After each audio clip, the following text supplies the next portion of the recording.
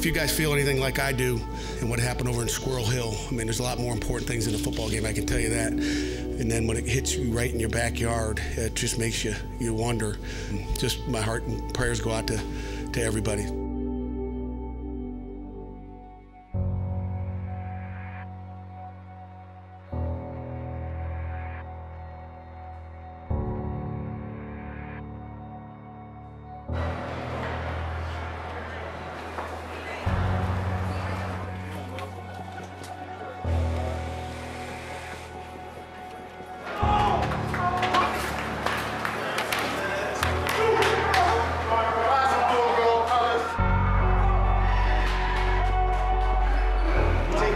Today. We're on a mission. All your heart today. Be a dog out there. Be who you are. Give all you got. It's going to be a 60-minute war, and the team that wants it the most is going to win.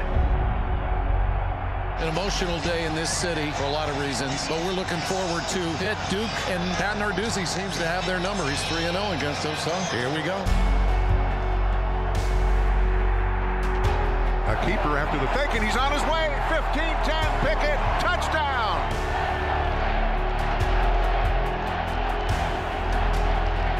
Carter gets the call, turns it upfield, still on his feet. 50, 45, 40. A big play for the Panthers.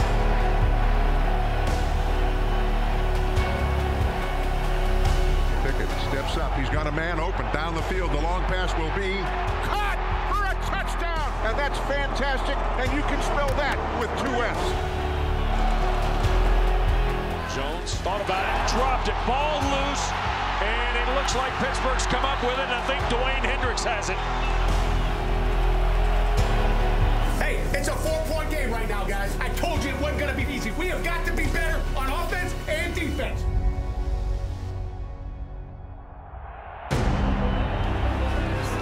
Olsen trying to get to the edge.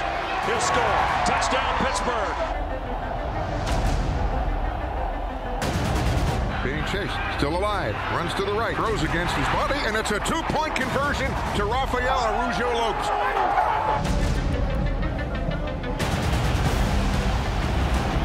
Here's Carter again, coming near side, splits the difference. 10-5, touchdown. Let's take it in the fourth quarter. 1, 2, 3. Olsen is man on a mission every time he gets the rock in his hands. So tough to bring down. Pitt's got their most rushing yards in a game since 1976. And this is Carter inside the 10, 5, touchdown, Malik Carter. A tweet has named him already, Malik the Freak. Whoa. That thing started left, and that thing curved back in by the grace of God. That's a lot of offense. Now it's time for the defense to step up. He's hit, sacked, back at the 40-yard line by Amir Watts. 1:25 remaining. 45-45 near the 22-yard line. Darren Hall running free. Araujo loves a catch. Pickett gonna run with it down at the 24. Blitz. It's picked up. He throws it down the field. There's a pass into the hands of Maurice Fritz. Wow. Touchdown. Wow. Pitt wins it 54-45. Reverse those numbers. Thank you.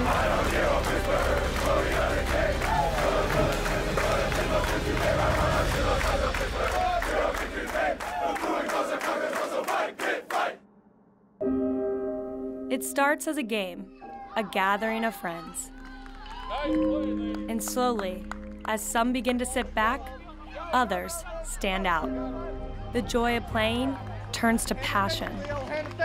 And as the skills develop, so do the minds. And they begin to seek challenges, peers, and mentors to further their abilities and opportunities. The love and passion becomes a thirst for people in a place We make history today in Pittsburgh. that will embrace and push, a hunger for excellence, and to be in and among champions.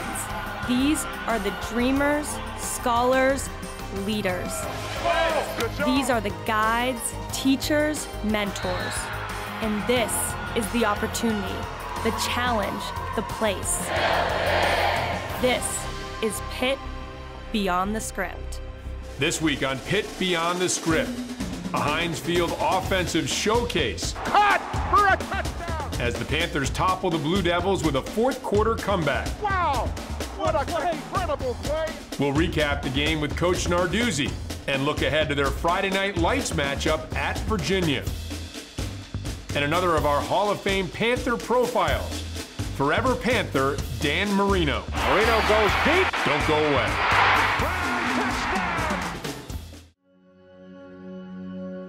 All across the country, people are coming together to speed up what we can learn about health. The All of Us Research Program is calling on 1 million people to join us as we try to change the future of health. For your family, for future generations, for all of us. Visit joinallofuspa.org and find out how you can become 1 in a million. To be a leader in business, you need a global perspective. The strength and the reputation of the University of Pittsburgh Joseph M. Katz Graduate School of Business gives you a world of opportunity. Our Executive MBA Worldwide program is tailored to the unique needs of high-level business executives. The hands-on program will advance your career and your global network as you study on campus and abroad. Be ready to lead in a global world. Be Katz ready. What a phenomenal world we live in, where the impossible is anything but. No matter the game, we are always playing for Pittsburgh. On the biggest stages, amplifying the quietest voices, leveraging knowledge for society's gain. The builders of the future. We empower minds. We ignite fire and soar higher. Hail to Pitt. Yeah, you know, I started playing football in 3rd grade, and I hated it. I hated every single practice. I remember the first couple of times I put my helmet on, I would cry. I was like, what is this? Like, this isn't for me. And I had played, you know, every other sport. I wrestled, tried baseball, basketball. I tried everything. And my dad was really, you know, pushing to get me to play football. And so after my first year, I was ready to quit. And he said, no, try it one more year and I'll be your coach. And I really fell in love with it that year. I think it's because, you know, we got to spend so much time together. And he really, you know, he started to get me good at it. ACC, that's what we play for, man! Dominate on 3! 1, 2, 3! Dominate! A walk-in from 8 yards out. I think I might have been able to get through that hole myself. When I put on that uniform, first and foremost, it's for the city. I grew up in Pittsburgh my whole life, and to be able to be a part of this sports town, you know, it's like nothing else. To be in the same category as some of the greats, it's an absolute honor to throw that jersey on, and then, you know, you're playing for the guys next to you. And the bond we have, especially this senior group, it's like nothing I've ever been a part of. And to be able to put that on and look to my left and my right, it's just it's an awesome moment. Hi, I'm Alex Buxer from Mount Lebanon, Pennsylvania. I'm the right tackle for the Pitt Panthers, and you're watching Pitt Beyond the Script. Hello and welcome to Pitt Beyond the Script alongside head coach Pat Narduzzi. I'm Rob King of AT&T Sportsnet. Coach, another tremendous, exciting game against Duke on Saturday. Do you go into a game thinking it's going to unfold like that? You know what, you always expect the worst. And you know, you said it's exciting for you and the fans. Not so exciting for me or the coach, I don't think. And I think the kids enjoy the excitement. I think sometimes they put us through that on purpose. But you expect that. You know, I told our kids before the game, it's not going to be easy. Don't expect it to be easy. Duke's going to come in and fight you. And obviously they did, and we let them fight us too. And that is going to be a keeper after the fake, and he's on his way. 15-10, Pickett, touchdown. Opening drive, Kenny Pickett has that long touchdown run. I was listening to some of the Duke broadcasts, and they were raving about Kenny Pickett. The stats, maybe not overwhelming, but they kept using the phrase a gamer, just a gamer. And he managed your offense. That opening run, obviously a good one. Yeah, I mean, Kenny is a football player. I mean, you know, people can say whatever they want to say about the passing game or the run game or whatever. He's a football player, and I want him on my team anytime we can have him. You fall behind 21-10, and it really felt like the Pickett, the French 50-yard touchdown. That was a big play because you don't want to fall more than 2 scores behind this team, I wouldn't think. No doubt. I mean, you don't want to fall, a point behind anybody, to be honest with you. But that was a huge play, and our offense was explosive. Pickett steps up. He's got a man open down the field. The long pass will be caught for a touchdown. We had 17 what we consider explosive plays. That was a huge play. It had been since the Tony Dorsett days that you ran for as many yards as you ran for, nearing 500 yards of rushing offense against Duke, and Kadri Olson, who's been right in the middle of it all season long. Goes for the pylon. With that 4-yard touchdown run, again, another one late in the first half for you guys. I didn't realize we rushed for that many yards until afterwards, really at my presser afterwards. I thought, we'd rush for, those yards. I guess the yards just piled up. We just needed them, and they kept delivering. It's nice to win when one side of the ball is not playing as good as the other. And you get close, and then I really thought the defense, and we're going to talk more about the defense, what they did in the fourth quarter, but the play, the Briggs strip, and the fumble recovery at the end of the first half. Again, just a huge play with the defense there. He gets the snap. He wants to run. He throws it, and the pass comes out. Is that a fumble? It is. Hendricks picks it up, and the Panthers play takeaway in the red zone. How about them apples? Yeah, I mean, that was a 3-point or 7-point swing right there. I mean, they were going to get at least 3 with a field goal there. And Dwayne, I thought Dwayne was going to pick it up, maybe pitch it back and get 7 more. I'm glad he didn't try that, but no, that was a big play as well. All right, now let's get to the lead story, because Malik Carter comes out of nowhere. Nobody had any idea that this guy was going to be out there. Here's a handoff, running to the near side. That is, look out, Carter, 5 dives. Is that a touchdown? It certainly is. He comes up with a big touchdown run in the third quarter once again to climb you guys back close to Duke. Evidently, you uncovered him. Can you tell us how you uncovered him as a scout team player? Is that what happened? I mean, he was on scout field. Obviously, he wasn't. He was a scholarship player. We knew he played running back in high school, carried the ball. He's done it all. We recruited him as a defensive back. He was a guy that we just saw, during camp, that he was pretty electric. And then during scout team early in the season, he said, "Coach, can I go play tailback?" We're like, "Yeah, go ahead, get some reps over there, scout tailback." So he goes over there. It's like, whoa. Carter all the way, touchdown, 31 yards. So we just kept watching him go, and it's like, hey, listen, we're going to try you out eventually. We're going to get you 4 games at some point this season. Just be patient, keep doing what you're doing. And his time was then, but we only get 4 games, so we're not going to try to use him any more than that. In your weekly press conference, you hinted that there might be a couple of more players that we haven't seen yet that we might see out there. Yeah, I mean, we'll have at least 2, I think, this week that are going to, show up on the attendance for the game, and I think it'll be special for them, and I think they got an opportunity to impact the football game. Alex Kessman, this is a guy who has made some huge kicks for you guys, and again, in a game in which points are going back and forth, to try and make a 54-yard field goal. First of all, your confidence in him, and secondly, his ability to deliver. We don't worry about what happened a week ago. It's a different guy, and we got a lot of confidence in Alex. He's a great football player. And he's got 2 of the longest field goals in college football this season, and it's good. My goodness, just add to the list. Can you just speak to your defense a little bit in the fourth quarter? Because, look, Duke was having their way. They were scoring a bunch of points, and then all of a sudden in the fourth quarter, you guys had the big stop at the end of the first half, but you outscored them 19-3, and to be able to keep them off the board, allow your offense to complete the comeback, I thought the defense, when you needed it, was able to step up. You know what? We made plays when we needed to, and I give credit to our coaches for keeping them up on the sideline. I mean, think about all the coaching that's being done on that bench when the offense is on the field. Our guys continue to, just kind of plug away at what Duke was doing to us defensively and what we can do to make things better. I mean, the coaches stuck together with the players, and they ended up getting it done in the fourth. In the meantime, Malik Carter scores again. And then later on, it's another big Kessman field goal. This reminded me very much of the kick against Syracuse. Now, the kick against Syracuse came in the final seconds. This one came with 2:23 remaining. Kick is away, and it's good. Again, a 48-yard field goal. That's a long one to try to tie the game. No doubt about it. And we would like to have not kicked a 49-yarder or whatever it is, 48-yarder.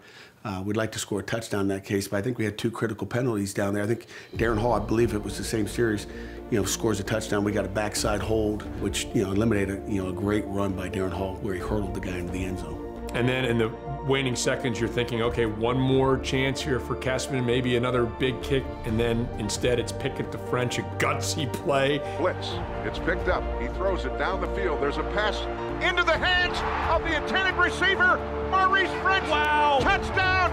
Wow. You know, it was one of those where you're discussing whether, you take a shot or do you, almost take the ball, line it up in the middle for Kessman to kick a field goal and get it over with and clock it afterwards. And we decided to take a shot, and we just wanted to make sure that we threw it, long and outside, and didn't throw a pick and lose the game. I don't even want to be facetious and say another ho-hum 54-45 win, because there's nothing ho-hum about it, but it was a great win, a necessary win, a big win for you guys. It was a big win. I think anytime you get a W, especially in the ACC, is an incredible win. And again, our kids fought, and I couldn't be more proud of them. All right, we're going to look forward to the next game coming up, another big game on Friday night at Virginia when we resume on Pitt Beyond the Script. Don't go away. Pitt Beyond the Script will return right after this. Gaming, I started when I was a kid because it captured my imagination. I've particularly enjoyed games where I can, explore some of the historical things that I have focused on in my classes. It keeps me connected creatively. I'm going to hear it better and respond better. Absolutely, Chris. I like the tactical challenge of it. You have to think really carefully about gaming. You're both tactical and strategic. And I find that that's the same exact thing you do in a classroom. I teach a Game of Thrones class. I'm preparing a Hamilton course on Hamilton the musical. It's always good to connect with students and to recognize that I can use stuff that is current and popular and of their interest. I love Game of Thrones because of the politics of it, and it's a really handy way for us to get into talking about, the way the dictatorships work or authoritarian regimes work. When you're teaching college students especially, you can't just go in and bowl students over with this is what we're covering. So you have to have your strategy. You have to know what you're gonna teach about. That's the best part of teaching it, is my students learn from each other because Pitt has such a focus on that collaborative classroom. I fell in love with soccer when I was quite young, probably 4 or 5 years old. I think I just started playing because it was fun. I mean, it's what every kid does in Spain. So I started playing with my friends in the school, and then my parents just introduced me to club soccer, and from there I just kept playing every day until now. So I think it's been a long journey, but it's been very enjoyable and very grateful. Whenever it gets wide, the big thing is not to let it play through you. Where I come from, football, soccer is the biggest thing, and everyone lives for and about it. But since I came here, this place has grown so much. Number 6, Javi Perez. When I came here, there was a chance and there was a space to make an impact and make possibility to make history here. So I'm a guy that likes challenges, and I like to work myself and work with the people around me in order to get the objectives we're setting ourselves. I think people don't know how passionate we are for the game. We got people from all over the place: Brazil, Australia, Spain, England. We got people from that come from very different environments, but once we're all here in the field, we all talk the same language and we all talk football. Every guy here that comes knows that nothing is going to be given to him, so he has to work every day to earn a spot, earn a jersey, and little by little working every day is what makes you succeed. And that's how you gotta step into the field, being a winner and knowing that you gotta put out here everything you got to be able to win that game and that championship. I'm Javi Perez, I'm a midfielder, and you're watching Pitt Beyond the Script.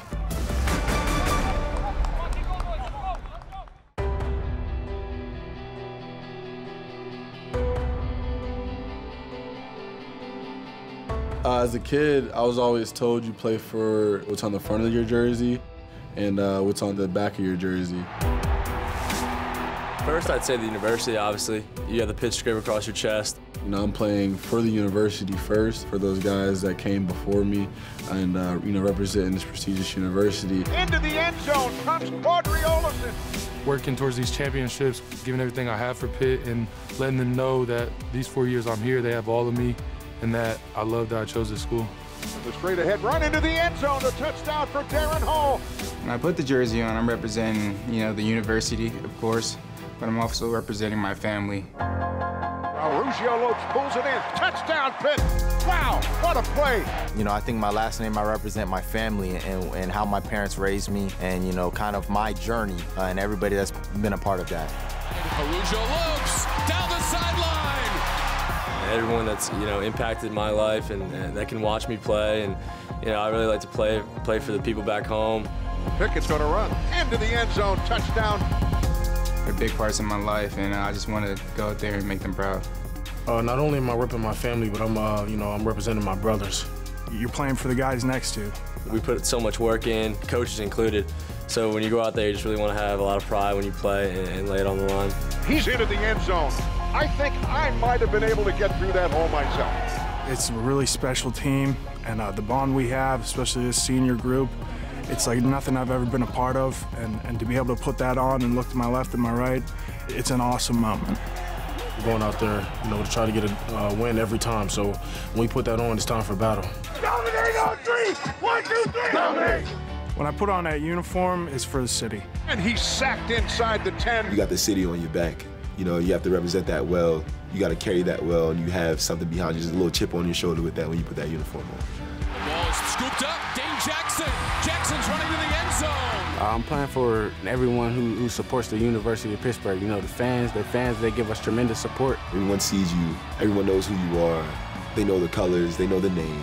And to be able to be a part of this sports town, to be in the same category as some of the greats, it's an absolute honor. It's just a blessing to put on that uniform every Saturday and, represent this fine university. Touchdown, Pittsburgh! You had to be here. You just had to be here. All across the country, people are coming together to speed up what we can learn about health. The All of Us Research Program is calling on 1 million people to join us as we try to change the future of health. For your family, for future generations, for all of us. Visit joinallofuspa.org and find out how you can become 1 in a million.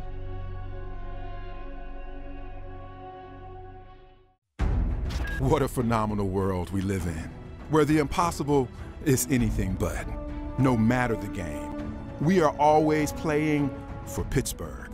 On the biggest stages, amplifying the quietest voices, leveraging knowledge for society's gain, the builders of the future. We empower minds. We ignite fire and soar higher. Hail to Pitt. You already have the initiative to get started, a desire to want more, to be challenged, to be pushed, and to be coached and mentored when you hit hurdles. The professional MBA program at the University of Pittsburgh's Katz School of Business offers hands-on, experience-based learning through an innovative blend of online and in-person courses, allowing you to earn your MBA at your own pace, on your own schedule. Exceed your goals and see new, brighter ones for tomorrow.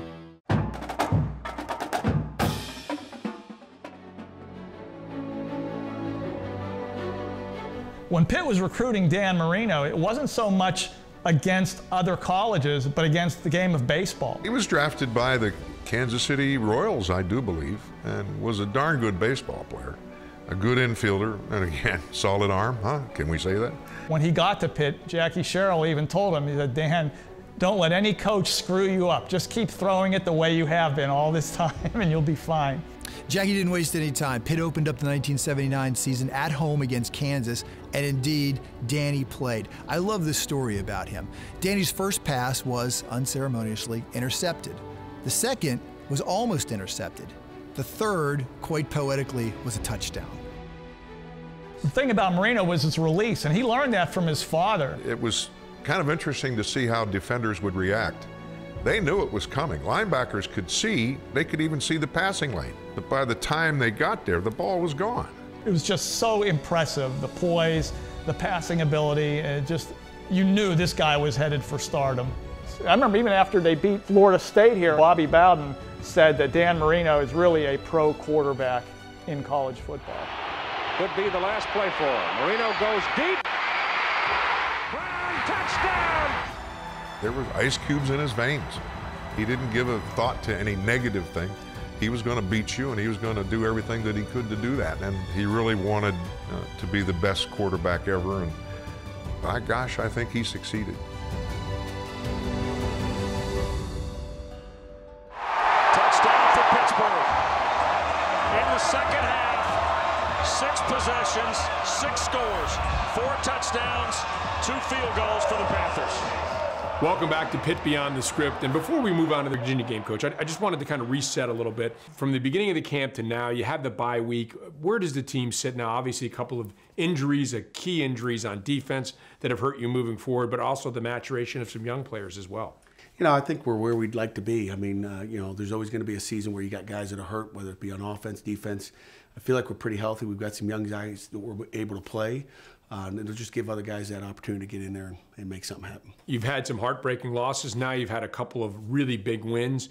Emotionally, I know that's not always easy to take that temperature, but you guys have got yourself into the exact position you want to be in, an opportunity resting in your own hands to win the ACC Coastal Division. We're trying to not focus on a championship, just focusing on one team at a time. And, you know, we've got, you know, Virginia here Friday night, and I don't want to look ahead about what we can do, because it doesn't matter what you can do in the future. It's about what we do in this one evening, you know, on Friday. So that's going to be where the focus is. Is that part of the growing process for a team? Because obviously in the media, we're all looking ahead. Well, if you do this, that, and this, and then you're here. Players are human beings too, and they might know who's coming up next in the schedule. Yeah, they listen to you. They're on Twitter and Snapchat, and I guess they find out. But when they get over to our building, we're trying to focus them on, you know, just if your focus is on 4 games as opposed to 1 game, then we got an issue. And you can make that 1 game the Super Bowl. It doesn't matter as long as your focus is on that 1 game at a time. I think, you know, it is a chore because of, you know, social media and everything that's out there. When you look at this week, Friday night, obviously instead of Saturday, how does that change your week of preparation? It changes it a bunch. You know, Monday really is a Tuesday. Tuesday's a Wednesday. You know, Wednesday's a Thursday practice, and obviously Friday's game day. So, you know, it changes the entire week. Really what it does for Virginia and for us is it scrunches down really what you can install. I mean, you're going in with like probably a slimmer game plan as far as what you're doing offensively and defensively, because you have no time. Usually you have all day Monday to game plan, and then Tuesday practice. Okay, we finished up, you know, the Duke game on Sunday, and you started getting a little prep for, you know, earlier than normal for Virginia. But, you know, Monday morning you're going practice, so there's just less time. Virginia moving into the top 25 in both polls this week, proving that you can still play old school football, and their old school football defensively is stopping the run, limiting points. They're one of the top 20 teams in the country in both rush defense and scoring defense. You guys are 22nd in the nation in rushing offense. Yeah, it's going to be a battle for those two, and then, you know, it may come down to what we do defensively, if we can stop, you know, Perkins and their running game and passing game. Bryce Perkins look, they've got an excellent running back, they've got top wide receivers, but it always seems to me that, you know, when you're looking at a team that's got a quarterback like Bryce Perkins who can throw it and run it, that presents, you know, a dangerous element that, you know, some other teams might not have. No doubt about it. You know, that's the interesting thing when you think about different years. Different things happen, but this year have we faced a bad quarterback? I mean, I'll let you know when we face one, but we haven't seen one yet this season, and Bryce definitely is another great quarterback. Coach, a lot of fun. Looking forward to it. The team 4-4 now, 3-1 in the Coastal Division. A chance to take on the team leading that division, number 23 Virginia. Good luck. Thanks. Thank you for watching Pitt Beyond the Script.